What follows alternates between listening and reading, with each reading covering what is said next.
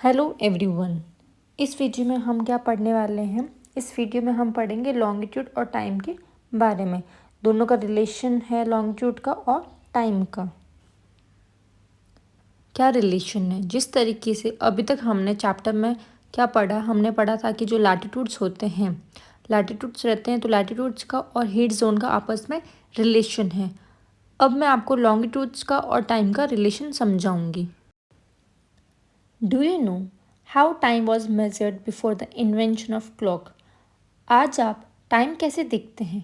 तो आज तो आप क्लॉक की तरफ भी नहीं देखते, अपना स्मार्टफोन उठाया और टाइम देख लेते हैं। थोड़ा पहले ऐसा होता था कि क्लॉक में देखते थे। क्लॉक से पहले जब क्लॉक इन्वेंट भी नहीं की गई होगी, उससे पहले लोग कैसे टाइम देखते थे, सोचा है कभी आपने? तो उस समय क्या होता था, उस समय शैडो जो बनती थी, शैडो की मदद से टाइम देखा जाता था। तो आपके स्लाइड में एक क्लॉक बनाई है शैडो के हिसाब से।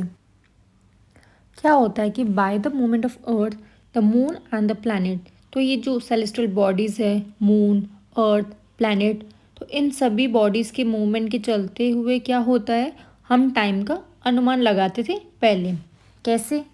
तो आपने ऑब्ज़र्व किया होगा कि आपकी जो शेडो बनती है वो जब 12 बज रहे होते हैं तब एकदम क्या, वह सबसे छोटी होती है। शेडो सबसे छोटी होती है ठीक 12 बजे दोपहर के। सुबह के टाइम शेडो सबसे ज़्यादा होती है और वही रात के टाइम शेडो इस तरफ जाएगी और उस तरफ सबसे बड़ी होती है। रात के टाइम मतलब शाम में।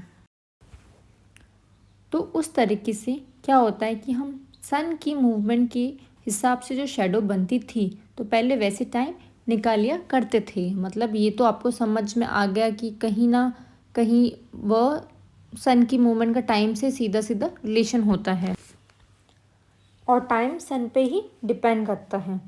जब तक सनरेज रहेगी तो वो दिन वाला टाइम होगा और सनरेज नहीं रहेगी तो रात वाला टाइम होगा। अब ये दिन रात, लॉन्गिट्यूड और लैटिट्यूड कैसे जुड़े हुए होते हैं आपस में, वो मैं आपको समझाती हूँ। तो क्या होता है यहाँ पे, अर्थ कैसे मूव करता है? अर्थ मूव करता है फ्रॉम वेस्ट टू ईस्ट। अर्थ खुद के एक्सिस पे रोटेट कर रहा है और इस मूवमेंट के हिसाब से किसी भी जगह का time of the place is being decided by the movement of the earth.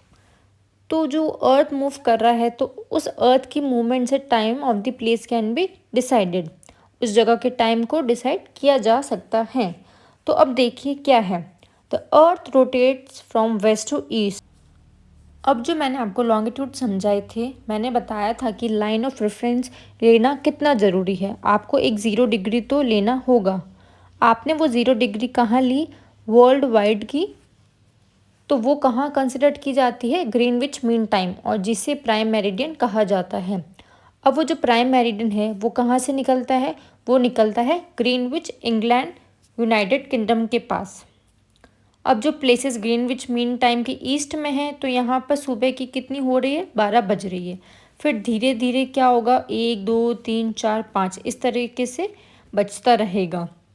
तो हमेशा क्या होने वाला है कि जो प्लेसेस ग्रीनविच की ईस्ट में है वहाँ सुबह जल्दी होगा।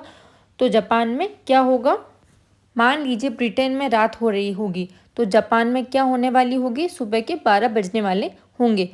उसी तरीके से चीज़ें चलती है। Calculation of time is mathematical. Earth कितना घूमता है? पूरा 360 डिग्री घूमता है। तो कितना टाइम लेता है 360 डिग्री रोटेट करने में? 24 आवर्स लेता है। तो 360 डिवाइडेड बाय 24, तो इससे आपको पता चलेगा 1 आवर में कितनी डिग्री रोटेट करता है।